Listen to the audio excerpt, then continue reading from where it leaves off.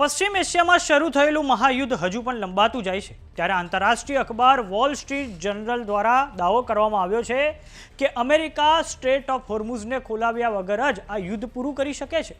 અમેરિકાએ આવનારા 5 થી 6 અઠવાડિયાની અંદર પોતાના લશ્કરી અભિયાનને પૂરું કરવાનું મન બનાવી રહ્યું છે। આમ ઈરાનનું સ્ટ્રેટ ઓફ હોર્મુઝમાં નિયંત્રણ યથાવત રહી શકે છે।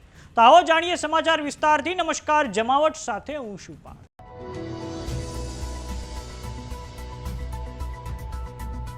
28મી ફેબ્રુઆરી પછી શરૂ થયેલા યુદ્ધમાં ઈરાન દ્વારા સ્ટ્રેટ ઓફ હોર્મુઝ બંધ કરી દેવામાં આવી છે ત્યારે આંતરરાષ્ટ્રીય અખબાર વોલ સ્ટ્રીટ જર્નલ દ્વારા દાવો કરવામાં આવ્યો છે કે અમેરિકાના પ્રમુખ ડોનાલ્ડ ટ્રમ્પ સ્ટ્રેટ ઓફ હોર્મુઝને ખોલાવ્યા વગર જ આ યુદ્ધ પૂરું કરવા તૈયાર છે।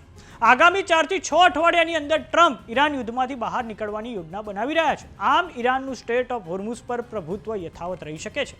આંતરરાષ્ટ્રીય અખબાર વોલ સ્ટ્રીટ જર્નલ અનુસાર અમેરિકન અધિકારીઓનું કહેવું છે કે અમેરિકાના પ્રમુખ ડોનાલ્ડ ટ્રમ્પ માને છે કે ઈરાનમાં લાંબા સમયના યુદ્ધમાં ભરાયા વગર અમેરિકા તેની જીતની ઘોષણા કરી શકે છે। ટ્રમ્પનું માનવું છે કે સ્ટ્રેટ ઓફ હોર્મુઝમાંથી એશિયા અને યુરોપના દેશો માટેનું ક્રૂડ ઓઇલ અને કુદરતી વાયુ પસાર થાય છે। અમેરિકા આ મિડલ ઇસ્ટમાંથી આવતા ઓઇલ પર નિર્ભર નથી।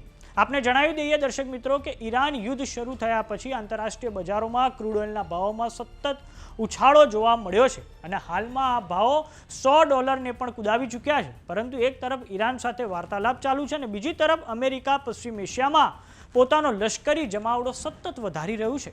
યુએસએસ ત્રિપોલી અને 31મી મરીન એક્સપિડિશનરી યુનિટ પશ્ચિમ એશિયામાં આવી ચૂકી છે અને આ ઉપરાંત પેન્ટાગોન વધારાના 10,000 સૈનિકો પણ આ ભાગમાં તૈનાત કરી શકે તેવી સંભાવના છે। વાત કરીએ ડોનાલ્ડ ટ્રમ્પની તો ડોનાલ્ડ ટ્રમ્પ દ્વારા થોડાક સમય અગાઉ ટ્રુથ સોશિયલ નામની સાઇટ પર એક પ્રતિક્રિયા આપવામાં આવી હતી જેમાં તેમણે કહ્યું હતું કે અમે ઈરાનમાં નવી સરકાર સાથે સતત સંવાદ કરી રહ્યા છીએ અને જો આ નવી સરકાર સાથે કોઈ પણ ડીલ ના થઈ તો આગામી સમયમાં અમે એનું ઇલેક્ટ્રિક જે ઇન્ફ્રાસ્ટ્રક્ચર છે આ ઉપરાંત જે ખાર્ગ આઇસલેન્ડ છે તેની પર ખૂબ મોટા પાયે અમેરિકા આક્રમણ કરશે। આમ ડોનાલ્ડ ટ્રમ્પે ઈરાન પર ખૂબ મોટા પાયે હુમલાની ચીમકી ઉચ્ચારી છે।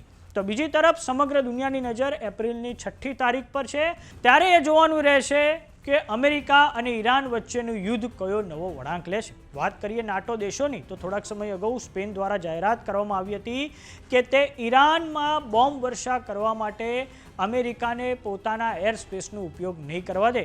આમ અમેરિકા અને ઇઝરાયલનો ફેબ્રુઆરીની 28મી તારીખથી પ્રયાસ રહ્યો છે કે તે નાટો દેશોને પણ આ ઈરાન યુદ્ધમાં ધકેલી દે, પરંતુ નાટો દેશો આ માટે સહેમત નથી થઈ રહ્યા અને ડોનાલ્ડ ટ્રમ્પ ઘણી બધી વખત આ બાબતે ગુસ્સે થઈ ચૂક્યા છે।